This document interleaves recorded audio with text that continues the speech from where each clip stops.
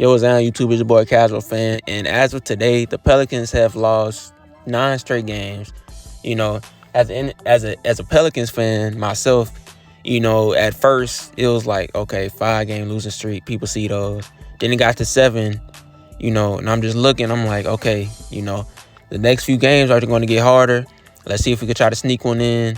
And now we're at 9. So me personally, I'm just waiting for that one game we could just get a win. It's gonna break the losing streak, I promise. As NBA fans in general, your team is gonna have winning streaks and you're gonna have losing streaks. Obviously we're on the bad tail of it with 9 straight, but I feel like as soon as we get this first win, we're gonna be just fine. We played the Nuggets yesterday. I don't know when I'm gonna upload this. Hopefully it's in enough time to where we get a dub already, but we played the Nuggets last night.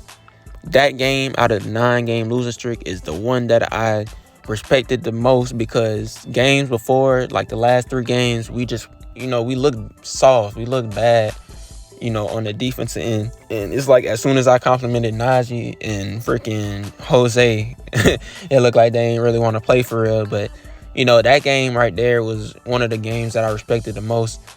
Obviously, Zion was there for the first 2 losses. And, after that, BI came, just 3 games ago. So you can't really comment the way you want to. But the whole moral of all of this, with the losing streak, the winning we had all season, blah, blah, blah. Man, on Twitter. So I'm not really on Twitter like that. I just got back on Twitter, and I finally found the niche of Pelicans fans. So I'm glad I was able to do that.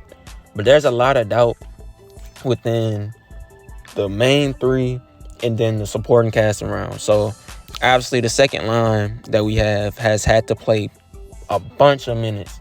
I'm talking about a bunch to where you would think that they were starters in this league for 3-4 years. Like, you can be mad because at the end of the day, all NBA players are the top 300 to 450, I'd say.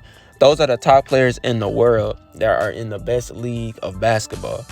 So you could be mad and be like, oh, man, we losing this game, we losing that game.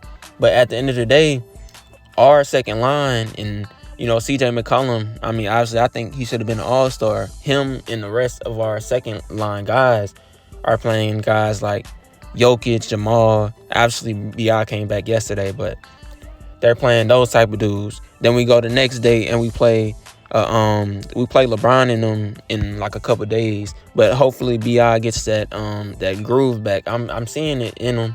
But he's getting frustrated a lot, which you can't blame, because at the end of the day, he missed a lot of games, and he's hoping that he's finding that spurt in his game to where he doesn't have to shoot a whole bunch of shots and take his team out of the gameplay. Obviously, I feel like that was a main thing when he first came back, and that's just what happens when you're a star player.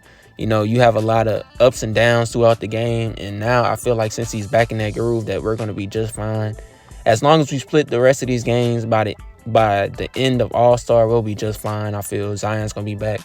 But, the doubt around the trio, CJ, BI, Zion, we haven't played more than, man, I'm pretty sure I could count the number of games they played together on my fingers. When they did play together, I feel like they shared the ball just enough. They involved everybody around them to be great, and it was just a great amount of ball movement. The first game of the season against the Nets, when I watched that game, that damn near brought tears to my eyes, bro, because that was a perfect game of basketball for us. And the Pelicans fans already knew that we were coming into the league. Well, we were coming into this season with high expectations. I'm talking about high, because the things that we showed last season were some things that we'd have to break this year, and it was damn near impossible for some of the things that some people were making. Championship, this, that, obviously. But I think the goal that most fans should have shouldn't be championship. I think it should be us actually finding a groove to where we can be from that top 3 to top 6 seed consistently. The Grizzlies have taken jumps that aren't really too realistic for other teams, but they did it, and they're proving themselves that they are a top team in the West. Like with us, with this trio that we have to find chemistry to the point that one man could drop 30 and the other two are okay with dropping 15, 20.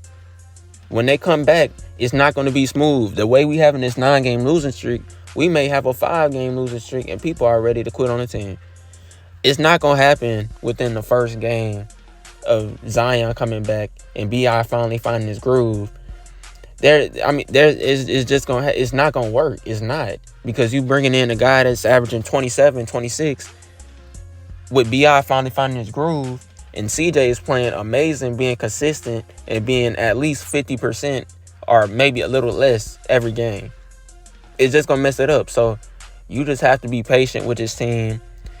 You know, with the team management, I don't know what's going on, you know, with some of that, with some players sitting out, blah, blah, blah.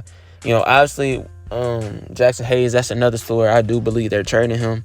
You know, that's the reason why they're not playing him so much. Even his management came out and said that he was looking for a future out of New Orleans. But I like the way he's handling it. He's finally not being too, like, I don't want to say he's childish, but that's another story. I'll get into that later. But this trio right here, whenever they get back, we'll be just fine. The future is bright for these dudes. They're the 10th seed, and we lost 9 straight. Just think about it. The Pistons lose 5 straight, and they're the worst team in the league. They can't lose like the way we've been losing. Like, we're okay.